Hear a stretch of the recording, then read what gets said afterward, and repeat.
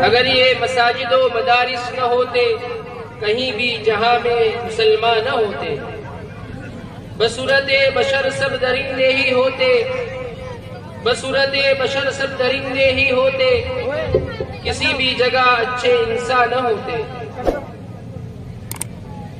محترم حضرات، اپنے اندر اور اپنے اولادوں کے اندر دینی اور دنیاوی علم لانا ضروری ہے۔ مدارس کے اندر بھی اپنے بچوں کو بھیجیں، ان کو دینی تعلیم بھی سکھائیں۔ ہم ان کو دینی دنیاوی تعلیم تو دے دیتے ہیں کسی اچھے اسکول کالج میں داخلہ کروا کر، لیکن ہم ہماری اولاد کو دینی تعلیم سے محروم رکھتے ہیں۔ اسکول کالج میں پڑھ کر بچہ ڈگری تو حاصل کر لیتا ہے، ڈاکٹری حاصل کر لیتا ہے، ٹیچری حاصل کر لیتا ہے، وکیل بھی بن جاتا ہے، بڑی بڑی ڈگریاں حاصل کر لیتا ہے، لیکن اس کو دینی تعلیم نہ دینے کی وجہ سے وہ اس بات سے مطلب ڈاکٹر ہے تو ایمانداری سے کام نہیں کرے گا، وکیل ہے تو رشوت کھائے گا، کیونکہ اس کے اندر دینی علم نہیں۔ حالانکہ ہونا تو یہ چاہیے تھا کہ سب سے پہلے دینی تعلیم سکھاتے، لیکن الٹا ہو گیا کہ پہلے ہم دنیاوی تعلیم کی فکر کرتے ہیں، دینی تعلیم تو پھر کبھی سکھا دیں گے۔ اسی طرح اپنی اولاد دینی تعلیم سے محروم رہتی ہے، اس لیے آدمی پھر بچہ جب بڑا ہو جاتا ہے تو والد کے سامنے ہو جاتا ہے، ماں باپ کے سامنے ہو جاتا ہے، ان سے اونچی آواز میں بات کرنے لگتا ہے۔ جب والدین اس کو کوئی صلاح وغیرہ دیتے ہیں کر لیتا ہے کہ تم کو اس بات میں کوئی معلوم نہیں ہے، تم اس بات سے دور رہو، تو اسی بات کا نتیجہ ہے کہ ہم نے اس کو بڑی ڈگری تو حاصل کروا لی، بڑا ڈاکٹر بنا لیا، لیکن دینی علم اس کو نہیں دیا جس کی بنیاد پر یہ سارا کچھ ہو رہا ہے۔ میں اس کے لیے مدرسہ حاضہ کے ایک طالب علم پرویز بن سلیم کو دعوت دیتا ہوں اس شعر کے ساتھ: ہمیں دنیا سے کیا مطلب مدارس ہے وطن اپنا، ہمیں دنیا سے کیا مطلب مدارس ہے وطن اپنا، مریں گے ہم کتابوں پر ورق ہوگا کفن اپنا، کہ وہ آئیں اور اپنی تقریر پیش کریں۔ السلام علیکم ورحمۃ اللہ وبرکاتہ۔ بسم اللہ الرحمن الرحیم، نحمده ونصلي على رسوله الكريم، أما بعد، وقال النبي صلى الله عليه وسلم: خيركم من تعلم القرآن وعلمه، أو كما قال عليه الصلاة والسلام۔ ہمیں دنیا سے کیا مطلب مدرسہ ہے وطن اپنا، ہمیں دنیا سے کیا مطلب مدرسہ ہے وطن اپنا، مریں گے ہم کتابوں پر ورق ہوگا کفن اپنا۔ محترم سامعین اکرام، آج کی اس مجلس میں آپ حضرات کے روبرو مدرسے کی مختصر حقیقت کو بیان کرنا چاہتا ہوں، امید ہے بغور سماعت فرمائیں گے۔ مدرسہ ایک بہت بڑی نعمت ہے۔ آج کے اس پرفتن دور میں مدرسہ بہت ہی قیمتی سرمایہ ہے۔ اللہ نے آج ہم کو یہ نعمت عطا کی ہے، ہمیں اس سے فائدہ اٹھانا چاہیے۔ علم دین کا سیکھنا اتنا فرض ہے جس سے نماز روزہ وغیرہ درست ہو سکے۔ علم دین کی تعلیم اس مدرسے میں ہوتی ہے۔ یہ مدرسہ ماں کی گود کی طرح ہے، جس طرح بچہ ماں کی گود میں پرورش پاتا ہے، اسی طرح انسان یہاں بھی پرورش پاتا ہے، اور مدرسہ انسان کو حقیقی انسان بناتا ہے۔ یہ مدرسہ چند افراد مل کر بناتے ہیں اور مدرسہ کئی افراد کو بناتا ہے۔ ہم مدرسے کی عمارت کو بناتے ہیں، مدرسہ ہمارا قلب بناتا ہے، اللہ سے ہمارا تعلق جوڑتا ہے۔ یہی انبیاء کا کام تھا کہ مخلوق کو خالق سے جوڑتے تھے، یہ مدارس بھی ہمیں اللہ سے جوڑتے ہیں۔ جس طرح انبیاء مخلوق کو خالق سے جوڑتے تھے، اسی طرح مدرسے ہمیں اللہ سے جوڑتے ہیں۔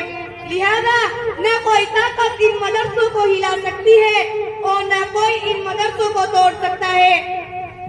محترم بزرگوں اور دوستوں، یہی وجہ ہے کہ آج مدارس کا جال ہر اطراف و اکناف میں پھیلا ہوا ہے، جبکہ حکومت رات دن ان اداروں کو مٹانے اور ختم کرنے کی کوشش کر رہی ہے، لیکن ان اداروں کا نظام ایسی ذات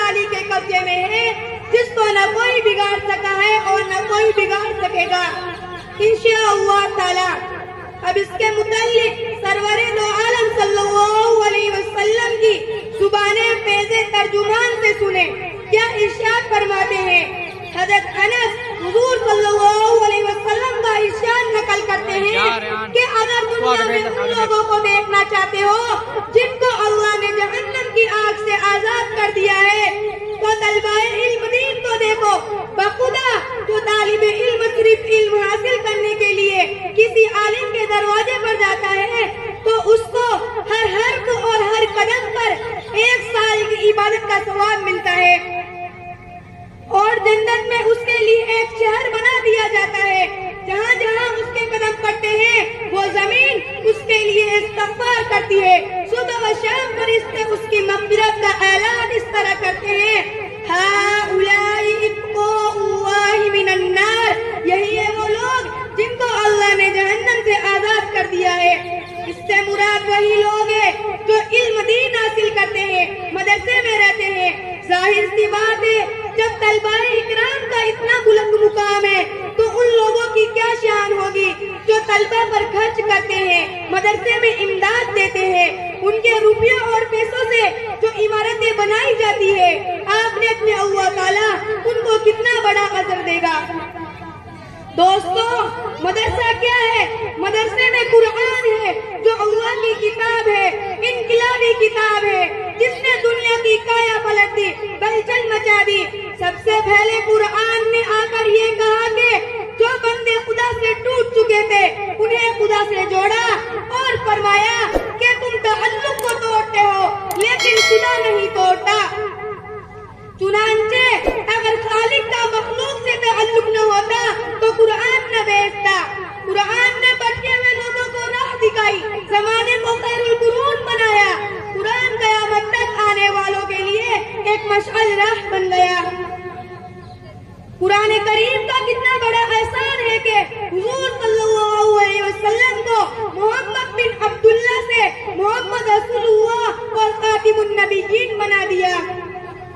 بہرحال ادارے کا مدار طالب علم اور مدرسے پر موقوف ہے، تعمیر سے اونچائی نہیں آتی۔ اس ادارے کا رشتہ اصحاب صفہ سے چلا ہوا ہے، جس کے معلم سرور دو عالم صلی اللہ علیہ وسلم تھے، جس کے طالب علم حضرت ابوبکر صدیق رضی اللہ تعالی عنہ، حضرت عمر فاروق رضی اللہ تعالی عنہ جیسے تھے۔ ہم یہ فخر سے کہہ سکتے ہیں اولئک آبائی فجئنی بمثلہم۔ کیا کوئی یونیورسٹی سے فارغ ہونے والا اس طرح کا فخر کر سکتا ہے؟ یہ وہی دینی ادارہ تھا جہاں جبریل خود طالب علم بن کر استفادہ کے لیے آئے تھے اور کہتے تھے ایمان اور احسان کیا چیز ہے، قیامت کب آئے گی؟ اس مرکز میں طالب علم بن کر حضرت جبریل بھی آتے رہے، ایسا نہ کسی نے پیش کر سکا اور نہ قیامت تک کر سکے گا۔ دوستو مدرسے کی قدر کرو، تم نہ کرو گے تو خدا دوسروں کو پیدا کر دے گا۔